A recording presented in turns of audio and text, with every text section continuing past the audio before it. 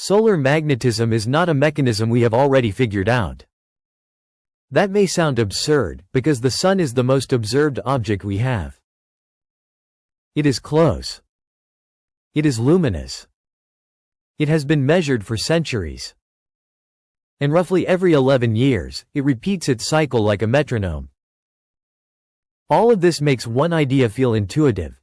If there is any place where physics should be clear by now, it is there. And yet it takes only a single detail to make that certainty collapse. The Sun is not a quiet sphere of gas. It is a plasma that drags magnetic fields along with it, twists them, stretches them like elastic bands, breaks them apart and stitches them back together. And when it does, it releases energy in a way that resembles nothing familiar. It is a release that begins in invisible geometries and ends in very concrete consequences. Radio disruptions, satellites going into alert, currents induced in power lines, space missions shifting operational modes to avoid being blinded. The unsettling part is that the crucial step, the one that turns magnetic entanglement into particles fired at extreme velocities, is not a simple switch. It is a factory. And as in every real factory, the devil lies in the operating process.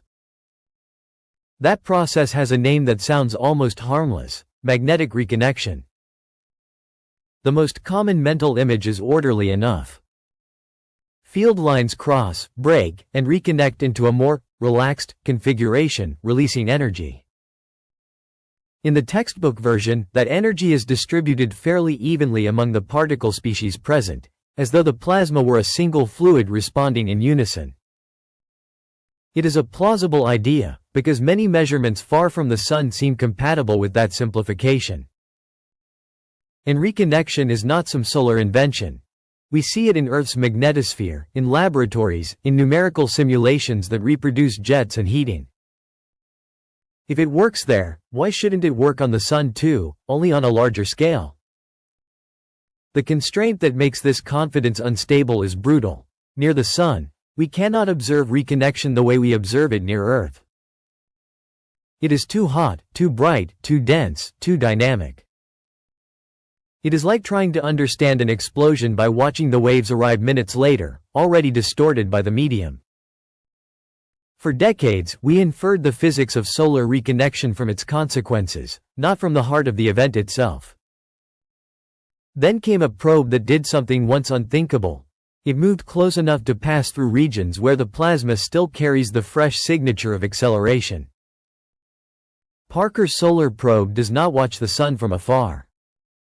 In its own way, it goes inside.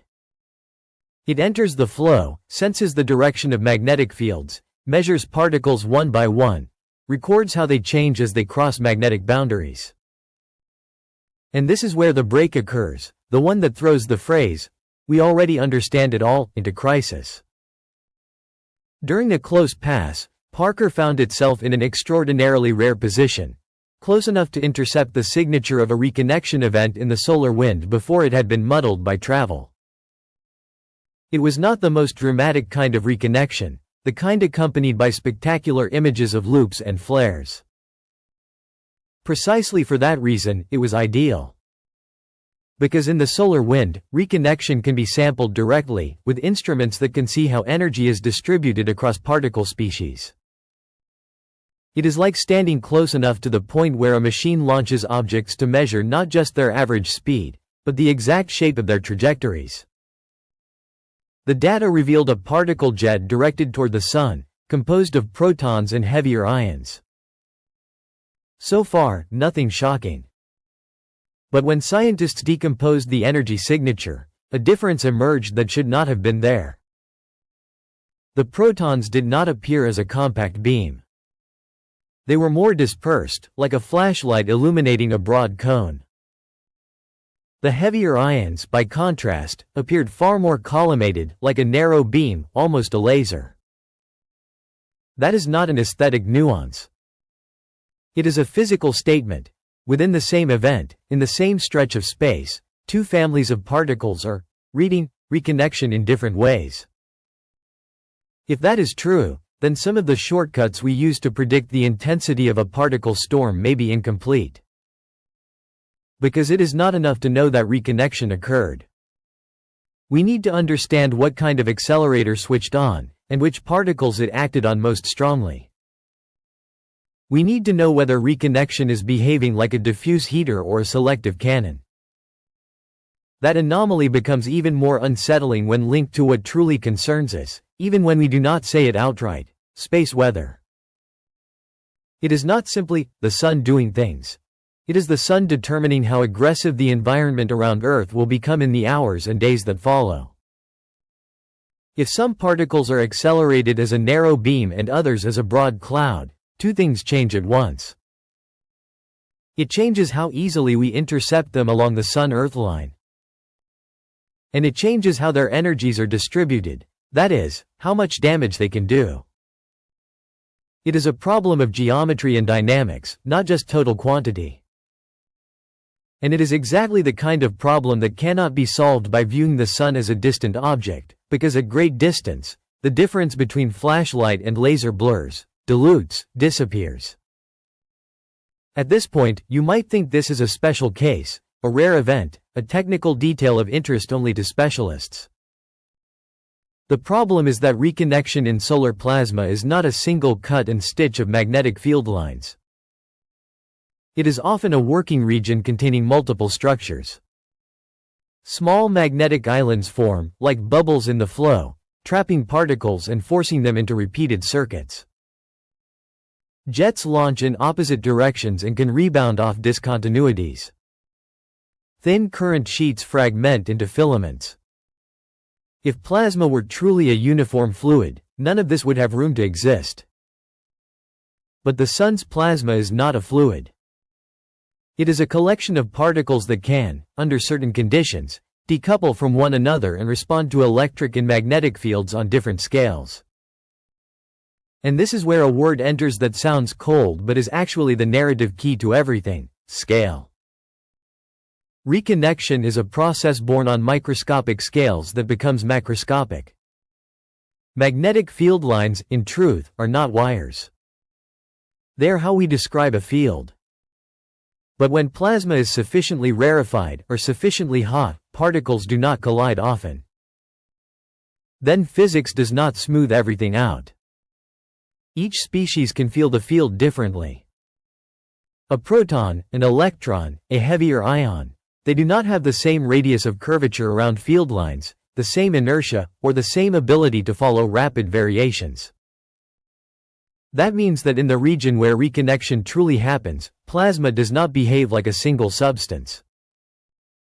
It behaves like a crowd in which some can turn sharply while others overshoot, some accelerate immediately while others gain energy in bursts.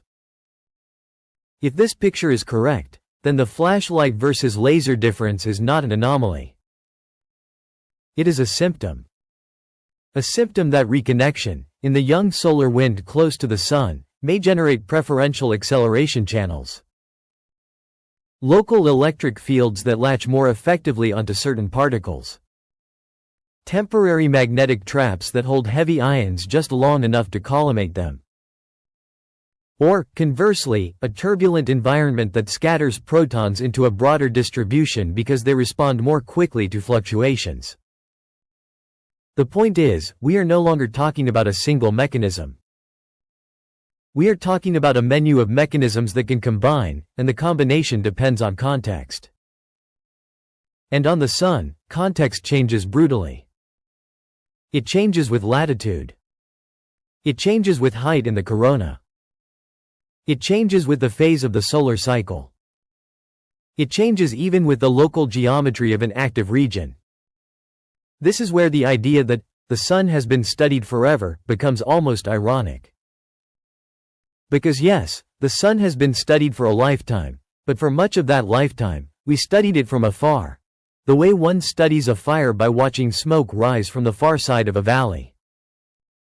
Now, with missions that enter the system itself, we are beginning to feel the heat of the flame. And when you feel the flame, you realize it is not uniform. Reconnection in solar eruptions has an even sharper edge. In major eruptions, the magnetic field does not merely reorganize. It destabilizes. It is like an elastic structure stretched beyond a limit, then suddenly released. In that release, magnetic energy must take specific pathways to become accelerated particles. Some becomes heat, making the corona locally hotter. Some becomes waves. Some becomes plasma jets streaming outward. And some, the most feared fraction, becomes high-energy particles capable of reaching us far more quickly than a coronal mass ejection, because they travel close to the speed of light. This is the most uncomfortable leap of scale. The event begins in a region a few kilometers across or less, then manifests across vast interplanetary space. Parker's solar probe, precisely because it crosses the solar wind while it is still young, is telling us that the birth phase matters more than we thought. If initial acceleration produces collimated beams, then direction and magnetic alignment become crucial. If it produces diffuse clouds, then total quantity and turbulence along the path matter more. And if it produces both, in varying proportions, then forecasting must become more sophisticated. Not just how large the eruption was, but what kind of reconnection dominated, and within what magnetic geometry it was embedded. And here the most hypnotic part of the problem opens, the part that rarely enters public perception. Reconnection is not merely a way of releasing energy. It is a way of creating order and disorder at the same time. The moment field lines change connection, regions emerge where electric fields can do work on particles. But at the same time, instabilities arise that generate turbulence. It is as if the system opens a door, and in opening that door creates drafts that change how everything else moves. In an environment like that, the question is no longer, does reconnection accelerate particles? The question is, which particles does it accelerate? How selectively? And for how long does that channel remain open before turning into chaos?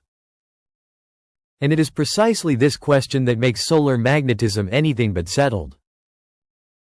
Because if it were truly simple, coarse parameters would suffice. Field strength, plasma density, size of the active region. Instead, close-range data suggest we need details: the fine structure of current sheets, the presence of tiny magnetic islands, the relationship between turbulence and localized electric fields, the ability of certain particles to remain trapped long enough to climb to higher energies, like riding an invisible escalator. The public thinks of the sun as a stable light bulb. And in a sense, on human timescales, it is. But the physics that governs space weather is not stability. It is exception.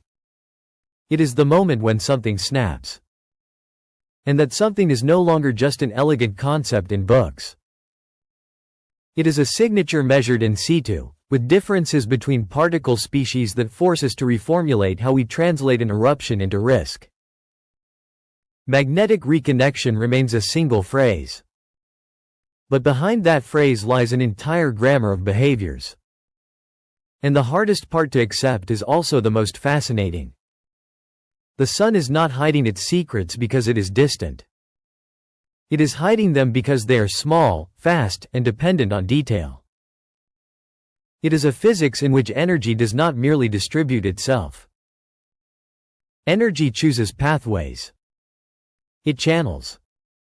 It concentrates. It disperses. And sometimes it does so differently for different particles in the same instant, in the same place. That is exactly the kind of discovery that overturns common intuition. It is not true that studying something for a long time automatically makes it predictable. Sometimes it only means you have finally come close enough to see how complicated it was from the very beginning. If you've made it this far, it means you love curiosity as much as we do. If you enjoyed this journey, leave a like, write a comment, and subscribe to the channel. It's the best way to support what we do. Your presence truly makes a difference. Until the next exploration.